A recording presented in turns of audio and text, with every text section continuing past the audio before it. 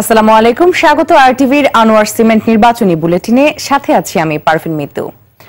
একাদশ সংসদ নির্বাচনে শান্তিপূর্ণ ভোট শেষে এখন চলছে গণনা ও ফল প্রকাশ। এ পর্যন্ত প্রাপ্ত ফলে মহাজোটের 101 জন বিজয়ী হয়েছেন। গোপালগঞ্জ 3 আসনে বেসরকারিভাবে নির্বাচিত হয়েছেন আওয়ামী লীগ সভাপতি ও প্রধানমন্ত্রী শেখ হাসিনা। অন্যান্যদের মধ্যে নোয়াখালী 5-এ ওবায়দুল কাদের, নোয়াখালী 2 আসনে আওয়ামী লীগ প্রার্থী আলহাজ মোর্শেদ আলম, নাটোর 3-এ জুনায়েদ আহমেদ পলক, কুষ্টিয়া 3-এ মাহবুবুল আলম হানিফ ও 2 আসনে হাসানুল হক ইনু, নড়াইল 2-এ মাশরাফি বিন মুর্তজা এবং ভোলা 4-এ আব্দুল্লাহ আল ইসলাম জ্যাকব বিজয়ী হয়েছেন। দেশের বেশিরভাগ আসনে এগিয়ে রয়েছে আওয়ামী লীগ নেতৃত্বাধীন মহাজোট।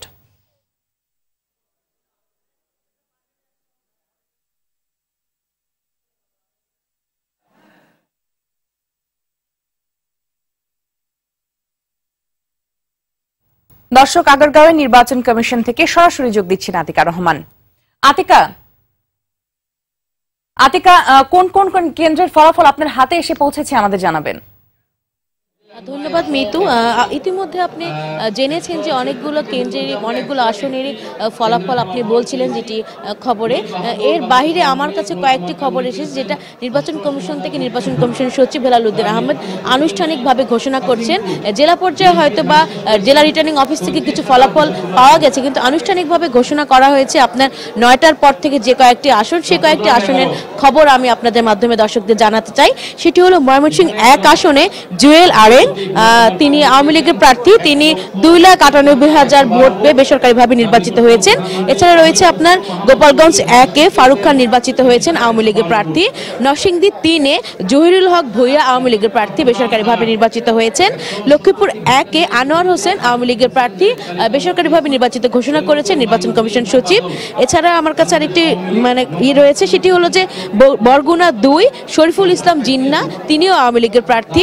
নোয়াখালী 5 আসনের ওবায়দুল কাদের, বর্তমান আওয়ামী লীগের বর্তমান সাধারণ সম্পাদক ওবায়দুল কাদের নির্বাচিত হয়েছেন বেসরকারিভাবে।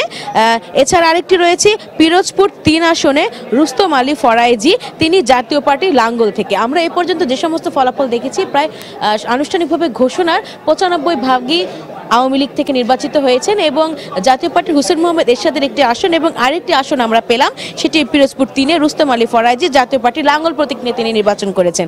এছাড়া আপনার আরেকটি আসনের রেজাল্ট রয়েছে নওগাঁ 5 আসনে নিজামুদ্দিন জলিল আওয়ামী লীগের প্রার্থী।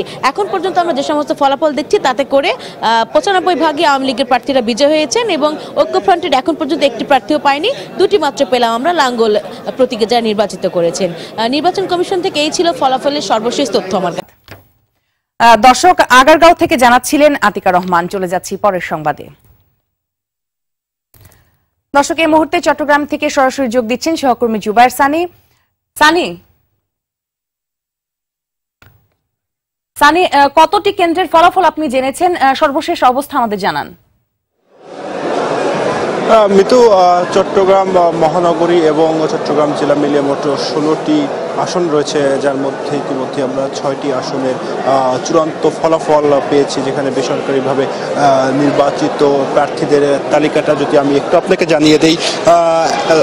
চট্টগ্রাম 1 আসনে ইঞ্জিনিয়ার মোশাররফ হোসেন আওয়ামী লীগের, চট্টগ্রাম 3-এ মাহফুজুর রহমান মিতা, তিনিও নৌকা প্রতীক নিয়ে বিজয়ী হয়েছেন এবং চট্টগ্রাম 12 আসনের শামসুল হক চৌধুরী, তিনিও নৌকা প্রতীকের প্রার্থী, তিনিও বিজয়ী হয়েছেন।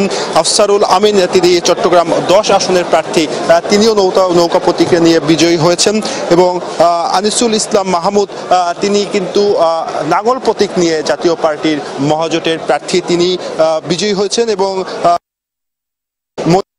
আদল বিজয়ী হয়েছেন।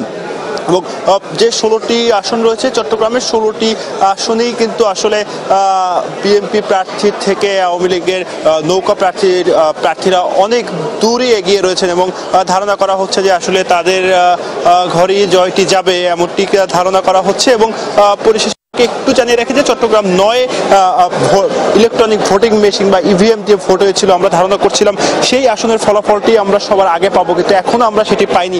আমরা যতটুকু জানতে পারছি যে সেখানে টেকনিক্যাল কারণে, কোনো কারিগরি সমস্যার কারণে এই ফলাফলটি দিতে এখনো দেরি হচ্ছে।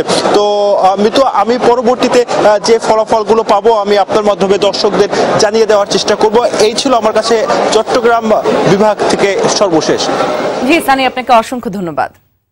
দর্শক, এতক্ষণ চট্টগ্রাম থেকে জানাচ্ছিলেন জুবায়ের সানি।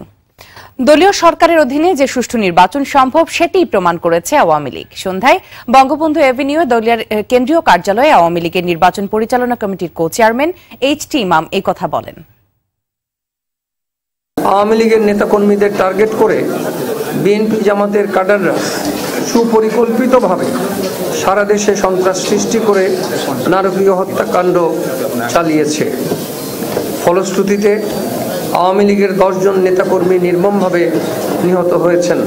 আর মির্জা ফখরুল এবং অন্যান্যরা বলেছেন যে তারা নির্বাচনকে কৌশলভাবে নিয়েছেন, কৌশলগতভাবে। এটি তাদের বৃহত্তর আন্দোলনের একটি অংশ। অতএব নির্বাচনকে তারা গুরুত্বই দেন নাই। জননেত্রী শেখ হাসিনা বলেছেন যে এখন আনন্দ মিছিল করার সময় নয়, দেশ গঠনের সময়। কাজেই কোনো জায়গায় কোনোভাবে কেউ কোনো আনন্দ মিছিল বের করবেন না। একাদশ নির্বাচনের ফলাফল প্রত্যাখ্যান করে অবিলম্বে তা বাতিলের দাবি জানিয়েছেন জাতীয় ঐক্যফ্রন্ট। ক্ষমতাসীনদের বিরুদ্ধে ভোট ডাকাতির অভিযোগ এনে রাতে নিজ বাসায় দাবি জানান ডক্টর কামাল হোসেন। তিনি বলেন, নিরপেক্ষ সরকারের অধীনে নতুন করে নির্বাচনের আয়োজন করতে হবে এখন। এদিকে বিএনপি মহাসচিব মির্জা ফখরুল ইসলাম আলমগীর বলেছেন, দলীয় সরকারের অধীনে যে নির্বাচন সুষ্ঠু হয় না তা প্রমাণ করেছে আওয়ামী লীগ। অবিলম্বে এই প্রহসনের নির্বাচন বাতিল করা হোক।